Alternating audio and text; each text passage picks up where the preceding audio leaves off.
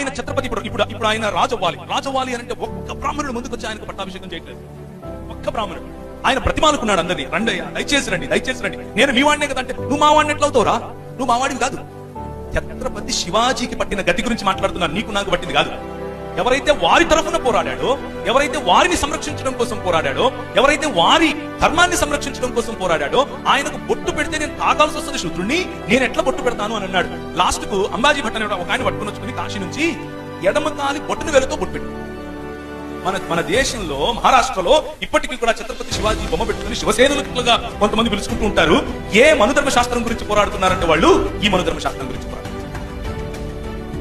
ఎడమ కాలి బొట్టను వేలుతో బొట్టు పెట్టి ఆ ఘటన ఆయన అప్పుడు ఈయనను ఛత్రపతిగా ఘోషించడానికి ముందు ఒక షరతు పెట్టారు. నువ్వు ఇంతమంది బ్రాహ్మణులకు ఈ విధంగా భోజనం పెట్టాలి, ఇంతమంది బ్రాహ్మణులకు ఈ విధంగా మణుగులు ఇవ్వాలి, ఇంతమంది బ్రాహ్మణులకు ఈ విధంగా మాన్యాలు ఇవ్వాలి అని ఆంక్షలు పెట్టారు. సరే అని చెప్పి ఆయన ఒప్పుకుని చేశాడు.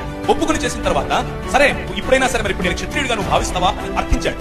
నువ్వు క్షత్రియుడిగా భావిస్తావు, ఇదే విధంగా మీరు ప్రతి సంవత్సరం ఇన్ని సంవత్సరాలు చేస్తే నీ కొడుకు అంటే నీ మనవడికి మేము అధికారం ఇస్తామన్నారు. అర్థమవుతుందా? ఏ భావజాలంతో మనం పోరాడుతున్నామో అర్థం చేసుకోండి. నీ మనవడికి మేము క్షత్రియుని యొక్క అధికారాన్ని ఇస్తాము అని చెప్పారు. ఆ కారణంగా ఛత్రపతి శివాజీకి పట్టినటువంటి గతి అది.